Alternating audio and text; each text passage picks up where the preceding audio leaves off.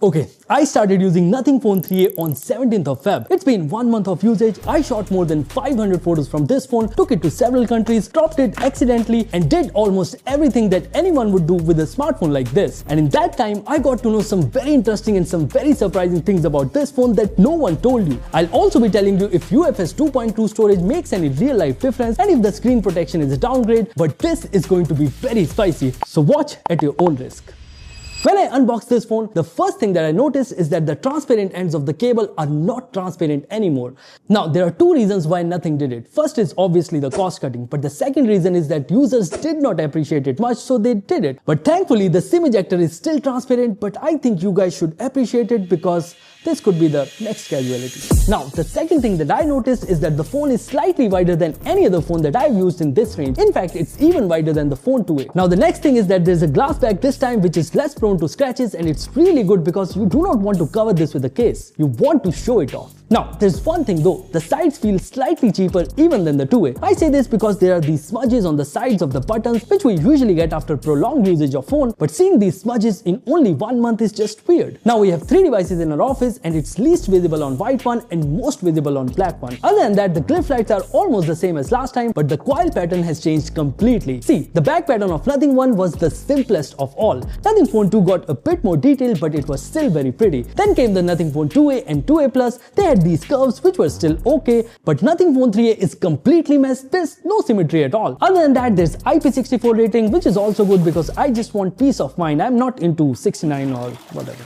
And in terms of buttons, all the other buttons are same, but there's this essential key on the right side, and this has completely changed my experience of using this phone. See, Nothing calls it the second memory, and I think it really is. Okay, this is how it works. You press this button once and it will take a screenshot of your screen, and then you can type whatever you want and it will just note it down. You can also long press this and record whatever message that you want to. Confused, right? Let me give you some examples. So I took a screenshot of my Barcelona flight and asked it to remind me a day before so that I can check in, and it actually reminded me a day before. It took all the information right from the screenshot. I did not have to type anything at all, and this works absolutely fantastic. Now that was one example. Let me give you another one. I also took a screenshot of this blue water bottle that I always wanted to buy and asked it to remind me to buy this. Not only it reminded me, it also showed me 2 ways to buy it. I can either buy it from Amazon or I can go offline and find some shop and buy it from there, which is really thoughtful. Now let me give you one more very cool example. So the other day I got a call from my mom which I couldn't attend, and I accidentally took a screenshot of it. This not only saved the screenshot but also reminded me to call her back, which is just very surprising. I did not expect it at all. See, the more I used it, the more I fell in love with it. Sometimes you just have to take a screenshot and it will do everything on its own. You don't have to do anything at all. Overall, I really like the idea of Essential Key. It doesn't come in the way and it's very well thought out. Obviously, it's not programmable and it's currently not integrated into the camera UI, but Nothing told us that the support for that will come later. I really hope that Nothing builds on this because software is their thing. If I talk about the software,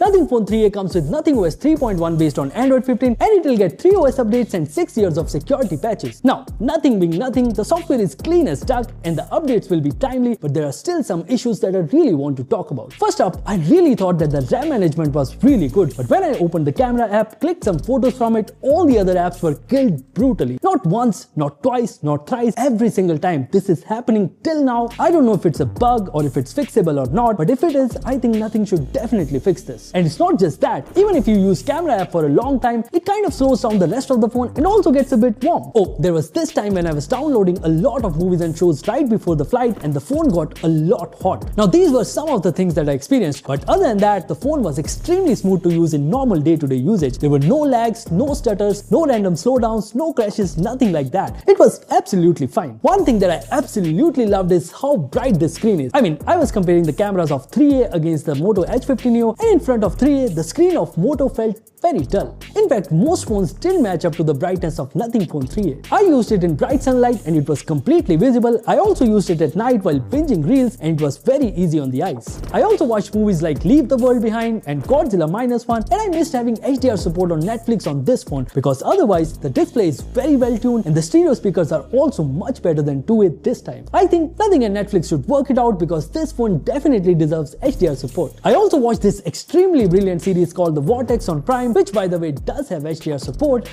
but the series is so good that I absolutely lost the track of time. I also used my Nothing Gear with this phone and the experience was really good because this phone supports both LHDC and LDAC. Now, all of this is good, but one thing that I didn't like is the display protection. Earlier it was Gorilla Glass 5 on Phone 2a, but now it is Panda Glass. Now they must have done it to reduce the cost because they wanted to keep it under 25,000 rupees, but if you guys are planning it, you should definitely put a screen protector on this phone because it is prone to get scratches. There's one more thing that a lot of people are concerned about, and that is the UFS 2.2 storage. But in benchmarks, it performs even better than OnePlus Nord CE4 with UFS 3.1 storage, but in day-to-day usage, it does slow you down, especially while using camera because there were some random slowdowns and that might be because of UFS 2.2 storage. I know, I get it, Nothing doesn't care about performance number and it's fine, but I think they should definitely give UFS 3.1 storage in their upcoming phones because that will make the experience so much better. And if I talk about the processor, it's definitely not the best, but it was handling most of the things perfectly fine. Although I'm not much of a gamer, but I did try BGMI on this phone. I was getting 90 FPS and the gameplay was quite smooth, and I was really surprised to see Warzone supporting peak graphics, but the gameplay was not at all playable. And I also tried Genshin where I was getting 45 to 50 FPS and the gameplay was okay-ish. Now let me tell you about the biggest highlight of this phone, the cameras. There are 3 cameras this time. The main camera is the same as the last time. The ultra wide is downgraded from 50 megapixel to 8 megapixel, but there's now a new 50 megapixel telephoto lens with 2x optical zoom, but there's no OIS. And the selfie camera has also been downgraded because the sensor size is now smaller. Throughout my usage, whether in India or even when I was traveling, I took more than 500 photos from this one, and some of the photos completely surprised me. Look at this photo. It was taken in just a couple of seconds and look how beautiful this turned out. There's also this beautiful photo of nighttime and it also looks pretty beautiful. Even the ultra wide shots came out really well. Honestly, I wasn't expecting it to be that good because the ultra wide camera is a downgrade from last year, but I think the optimizations are done well. The portraits also look really good, especially in the daytime, and the edge detection is also decent. I also used these presets a lot and the photos came out really well. And of course, it didn't get much hype, but adding LUTs as your presets, it's something that no smartphone brand has done till date, and I think Nothing definitely deserves appreciation for this. Now, up until now, the cameras on this phone is a happy story, but when I started comparing it with the Moto H50 Neo, things started to take a turn. First of all, the color consistency on Moto is much better than Nothing, and the details are also captured well on Moto. For example, the red color here is not captured well and the details on Panda is completely missing on this photo. The ultra wide shots are also better on Moto and it also doubles as macro lens. In telephoto also, Moto lets you go much closer to the subject without losing the details,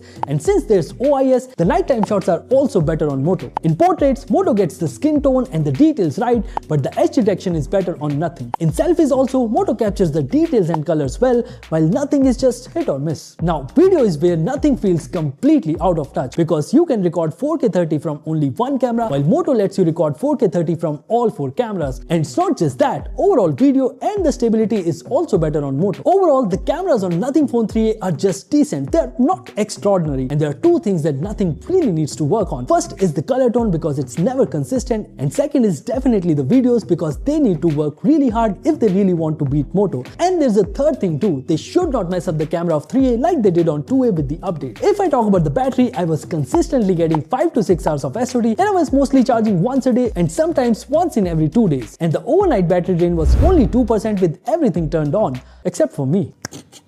And for the charging, the phone supports 50-watt charging and goes from 10% to 100% in just 1 hour. Of course, the charger is sold separately because it's nothing. In terms of connectivity, I used the phone with both Airtel and Jio, and I also used it on international roaming, and I never faced any issues at all. There were no call drops and the Wi-Fi reception was also pretty good. The haptics also felt slightly better than 2a, but they are not integrated well into the UI. For example, they could have been integrated into the volume slider or the brightness slider. Finally, the pricing. This phone starts at 24,999, but you can get it for 22,999 with a bank discount of 2,000 rupees, and you can use the same bank discount to get a charger for yourself because it costs the same. So ultimately, this phone costs 24,999 with the charger. Now, for 25,000 rupees, what Nothing has done is built a phone with a balanced approach. Apart from the excellent software experience, which they are obviously known for, they have given pretty good cameras that need some more optimization, decent performance for day-to-day usage, decent battery life, and of course, good display and design. There are obviously some cost cuttings to keep it under 25k, like the display protection, UFS 2.2 storage, and no charger in the box. But all in all, this is a pretty good phone under 25,000 rupees. Okay, so that was my full review of Nothing Phone 3a 3a after using it for 1 month. I hope you enjoyed watching this video. If you did, press that like button, and if you guys have any more questions,